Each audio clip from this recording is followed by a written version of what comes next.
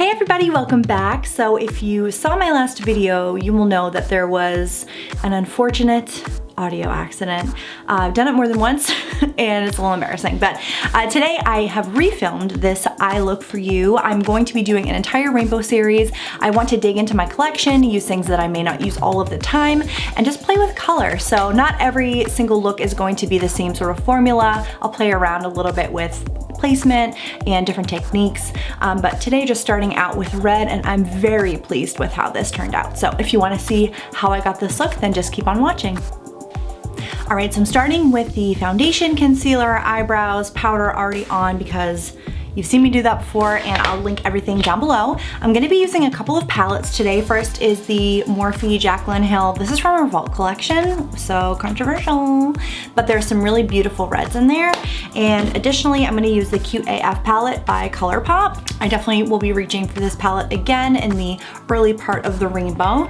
So to start, I'm gonna grab this transition shade right here. It's like a pink, light kind of salmon-y pink color, and just kind of sloppily pop that into the crease. When you're doing a colorful look or something that you want to have a lot of intensity and depth, you want to start with lighter colors and just add color as you go. You want to kind of layer it and blend it really well. That'll create that dimension, and it'll make a nice smoky blend.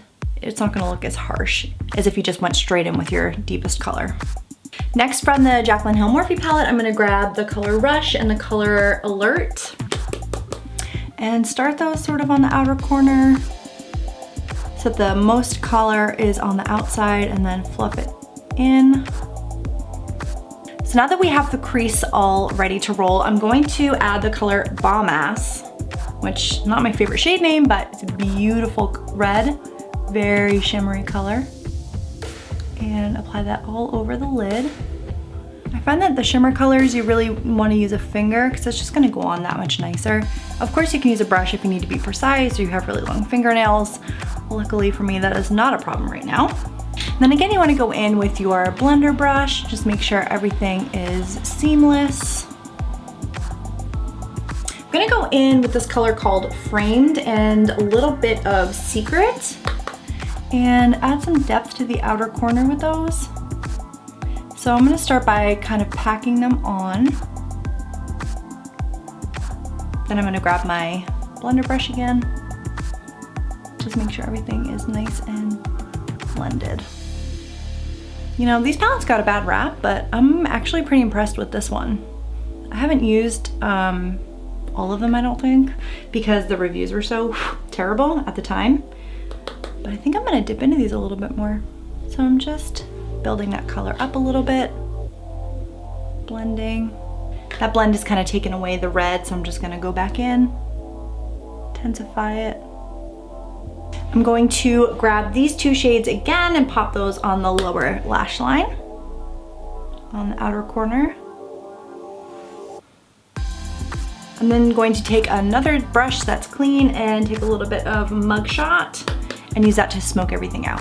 You're already wearing sparkly red eyeshadow, so you might as well just get smoky as all heck. Really lean into it and have fun with it. I'm also gonna snag a little bit of the Bomb Ass shade and put that sort of towards the inner corner. The Jaclyn Hill palette doesn't have a good inner corner highlight, so I'm gonna take the ColourPop palette here and just grab this shade. It's not really shimmery, but it's just a matte color. It'll bring a little bit of lightness to the inside of the eye. For the cheeks, I'm going to use this Hourglass powder. This is in Dim Light. I know that these are meant for all over the face, but I know the shade's a little too dark for me, but usually I just use it to kind of bring life back into the skin and bronze me without like being a true bronzer shade. I also, in the Sephora sale, picked up a tiny little luminous light, so I'm going to use that for the cheekbone area. I know this is also an all over the face powder, but I see a lot of people use it in more targeted areas to bring a nice glow to the face.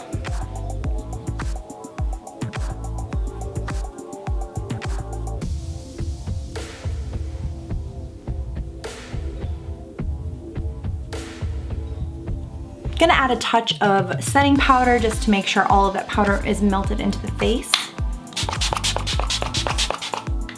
And throw on a couple coats of mascara.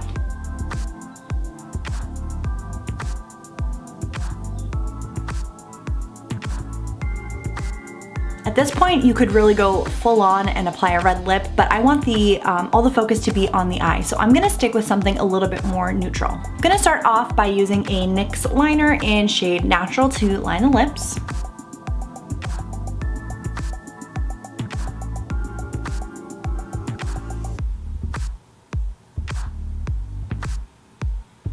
And then I'm just gonna pat a little bit of this Sephora Cream Lip Stain in number 74. I forget what this is called, like vanilla something, just into the center of the lip, and then I'm gonna buff it out with my finger just to make it really light.